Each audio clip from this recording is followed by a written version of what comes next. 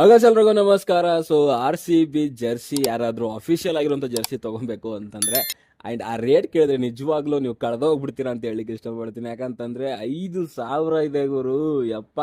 So Puma ಅವ್ರ ಜೊತೆಗೆ collaboration ಆಗಿ ಸೊ RCB ಅವ್ರ ಜರ್ಸಿ ಪ್ರಿಪೇರ್ ಮಾಡಿದ್ದಾರೆ. ನಾರ್ಮಲಿ ಪ್ರತಿ ವರ್ಷನೂ ಕೂಡ ಮಾಡ್ತಾ ಇರ್ತಾರೆ ಅಂಡ್ ಅದು ಪ್ರತಿ ವರ್ಷನೂ ರೇಟ್ ಒಂದು ರೀತಿನಲ್ಲಿ ಆಕಾಶದ ಎತ್ತರಕ್ಕೆ ಹಾರ್ತಾನೆ ಇರುತ್ತೆ. ಸೊ ನಾರ್ಮಲಿ ಲಾಸ್ಟ್ ಇಯರ್ ಎಲ್ಲ ತಗೊಳಕ್ ಹೋದ್ರೆ ಸೊ 2,500 ಏನೋ ಇತ್ತು ಅನ್ಸುತ್ತೆ. ಬಟ್ ಈ ವರ್ಷ 5,000 ಜಸ್ಟ್ ₹1 ಕಡಿಮೆ ಅಷ್ಟೇ. 4,999 ಅಫಿಷಿಯಲ್ RCB 2025 ಜರ್ಸಿ ಬಂದ್ಬಿಟ್ಟು ಆಲ್ಮೋಸ್ಟ್ 5,000.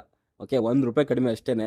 ಅಂಡ್ ಅಂತ ಚೇಂಜಸ್ ಕೂಡ ಏನು ಇಲ್ಲ ಗುರು. ಒಂದು ಸ್ಪಾನ್ಸರ್ ಒಂದು ನೇಮ್ ಚೇಂಜ್ ಎಕ್ಸ್ಟ್ರಾ ಆ್ಯಡ್ ಮಾಡಿದ್ದಾರೆ, ರಿಪ್ಲೇಸ್ ಮಾಡಿದ್ದಾರೆ ಅಷ್ಟೇ. ಫಸ್ಟ್ ಲಾಸ್ಟ್ ಟೈಮ್ ಡೆಲಿವರಿ ಅಂತ ಇತ್ತು, ಸೊ ಈ ಸಾರಿ ಯಾವುದೋ ಅದು ಎಸ್ಟೇಟ್ಸ್ ಅಂತ ಏನೋ ಮಾಡ್ಕೊಂಡಿದ್ದಾರೆ. ಅದು ಬಿಟ್ಟರೆ ಇನ್ನೇನು ಚೇಂಜಸ್ ಇರುತ್ತೆ. ಕ್ವಾಲಿಟಿನಲ್ಲೂ ಕೂಡ ಅಷ್ಟೇನೆ ನಾರ್ಮಲಿ ಸೇಮೇ ಇರುತ್ತೆ.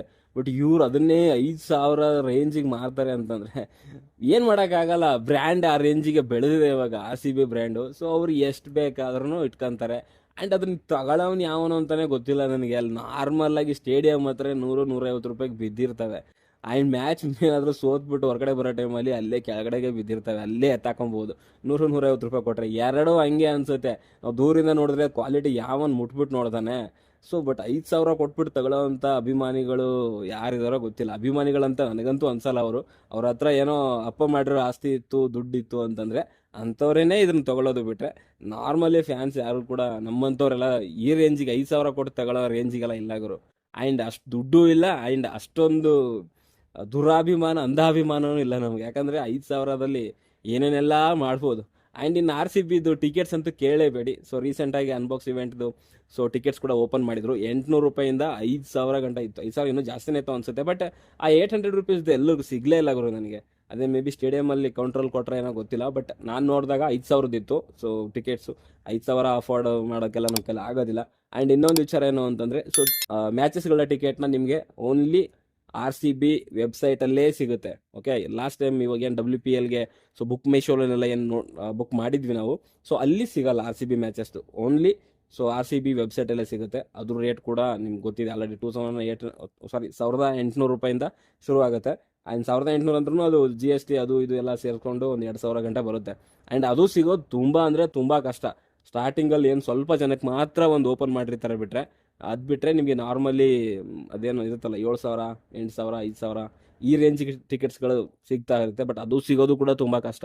ಸೊ ಆ ಒಂದು ಮಟ್ಟಿಗೆ ಬೇಡಿಕೆ ಇರೋದ್ರಿಂದನೇ ಸೊ ಈ ಮರ್ಚೆಂಡೈಸ್ಗಳಾಗಿರ್ಬೋದು, ಟಿಕೆಟ್ಸ್ ಆದರೂ ಆಗಿರ್ಬೋದು, ಸೊ ಸಿಕ್ಕಾಪಟ್ಟೆ ಒಂದು ಜಾಸ್ತಿ ಮಾಡ್ತಾರೆ ರೇಟು. ಸೊ ಆ್ಯಂಡ್ ಕೊನೆಗೆ ಏನಂತಂದರೆ ಇದು ಬಿಸ್ನೆಸ್ಗೋಸ್ಕರ ಅಷ್ಟೇ. ಓಕೆ, ಫ್ರಾಂಚೈಸಿ ಕ್ರಿಕೆಟು ಅಂತಂದರೆ ಜಸ್ಟ್ ಫಾರ್ ಬಿಸ್ನೆಸ್ ಅಷ್ಟೇ. ಸೊ ಅದ್ರ ಜೊತೆಗೆ ಸ್ವಲ್ಪ ಲೋಕಲ್ ಫ್ಲೇವರ್ಗಳನ್ನ ಇವಾಗ ಸ್ವಲ್ಪ ಹಾಕ್ತಾ ಇದ್ದಾರೆ, ಕನ್ನಡ ಅದು ಇದು ಅಂತ. ಸೊ ಅದೊಂದು ಒಳ್ಳೆ ಬೆಳವಣಿಗೆ ಅಂತ ಹೇಳ್ಬೋದು. ಬಟ್ ಇವರ ಒಂದು ಮರ್ಚೆಂಡೈಸ್ ಆದರೂ ಆಗಿರ್ಬೋದು, ಟಿಕೆಟ್ಸ್ ಆದರೂ ಆಗಿರ್ಬೋದು, ನಾವು ಅಫೋರ್ಡ್ ಮಾಡುವಂಥದ್ದು ತುಂಬ ಅಂದರೆ ತುಂಬ ಕಷ್ಟ. ಸಾಮಾನ್ಯ ಜನರು ಅದೇನಾದರೂ ದುಡ್ಡು ಇರೋವಂಥವ್ರು ಸೊ ಅವ್ರಿಗೇನೆ ಬೆಸ್ಟ್ ಅಂತ ನನಗನ್ಸುತ್ತೆ. ಸೊ ನಮ್ಮಂಥವ್ರಿಗೆ WPL ಅಲ್ಲಿ ಹೋಗಿ ಸೊ ಯಾರೋ ನಮ್ಮ ಸ್ಮೃತಿ ಮಂದಣ್ಣನೋ ಶ್ರೇಯಾಂಕ ಪಾಟೀಲೋ ಇಂಥವ್ರನ್ನೆಲ್ಲ ನೋಡ್ಕೊಂಡು ಬಂದು ಸ್ವಲ್ಪ ಗ್ರೌಂಡ್ ಸ್ಟೇಡಿಯಂ ಅಟ್ಮಾಸ್ಫಿಯರ್ನ ಎಂಜಾಯ್ ಮಾಡ್ಕೊಂಡು ಬರ್ಬೋದು. ಬಿಟ್ಟರೆ IPLಗೆಲ್ಲ ಸ್ವಲ್ಪ ನಾವು ಕಷ್ಟನೇ. ಓಕೆ, ಟಿವಿನಲ್ಲಿ ನೋಡಿ ಆರಾಮಾಗಿ RCB ಗೆದ್ದರೆ ಎಂಜಾಯ್ ಮಾಡೋದು, ಸೋತ್ರೆ ಬೇರೆಯವ್ರು ಗೆದ್ದಿದ್ದಾರೆ ಅಂತ ಸ್ವಲ್ಪ ಬೇಜಾರು ಮಾಡ್ಕೊಳ್ಳೋದು ಅಷ್ಟೇ. ಇದು ಬಿಟ್ಟು ಇನ್ನೇನು ನಾವು ಸ್ಟೇಡಿಯಮ್ಗೆ ಹೋಗಿ ಮರ್ಚೆಂಡೈಸ್ ತೊಗೊಂಡು ಇದು ಮಾಡ್ಲಿಕ್ಕಾಗಲ್ಲ. ನಮ್ಮ ಹತ್ರನೂ ಇದೆ ಗುರು, ಒಂದು 2-3 ಟಿ ಶರ್ಟ್ ಇದೆ. ಸೊ ₹150 ಟಿ ಶರ್ಟ್ ಇದೆ ನೋಡಪ್ಪ, ಅದನ್ನ ಹಾಕೊಂಡು ಆರಾಮಾಗಿ ಎಂಜಾಯ್ ಮಾಡ್ಕೊಂಡು ಇರೋದು ಅಷ್ಟೇ. ಅಷ್ಟರಲ್ಲೇ ಇರಬೇಕು ಅಂತ ಹೇಳಿಕ್ಕೆ ಇಷ್ಟಪಡ್ತೀನಿ. ಸುಮ್ಮನೆ ಅನವಶ್ಯಕವಾಗಿ ಸೊ ಈ 4,000-5,000 ಕೊಟ್ಟು ಟಿ ಶರ್ಟ್ಗಳನ್ನ ತೊಗೊಳ್ಳೋವಂಥದ್ದು ವೇಸ್ಟ್ ಆಫ್ ದಿ ಮನಿ ಅಂತ ಹೇಳಿಕ್ಕೆ ಇಷ್ಟಪಡ್ತೀನಿ. ಓಕೆ, ನಿಮಗೇನು ಅನಿಸುತ್ತೆ ಈ ಒಂದು RCBಯ ಮರ್ಚೆಂಡೈಸ್ ಆ್ಯಂಡ್ ಟಿಕೆಟ್ ಪ್ರೈಸಿಂಗ್ ಬಗ್ಗೆ ಅಂತ ಕಮೆಂಟ್ ಬಾಕ್ಸಲ್ಲಿ ತಿಳಿಸಿ. ಓಕೆ, ಇದೇ ರೀತಿಯ ವಿಡಿಯೋಸ್ಗಳಿಗಾಗಿ ಚಾನಲ್ ಸಬ್ಸ್ಕ್ರೈಬ್ ಮಾಡ್ಕೊಳ್ಳಿ ಅಂತ ಹೇಳಿಕ್ಕೆ ಇಷ್ಟಪಡ್ತೀನಿ. ಓಕೆ, ಮುಂದೆ ನೋಡೋದ್ರಲ್ಲಿ ಸಿಗೋವರೆಗೂ ಟಾಟಾ, ಬಾಯ್ ಬಾಯ್.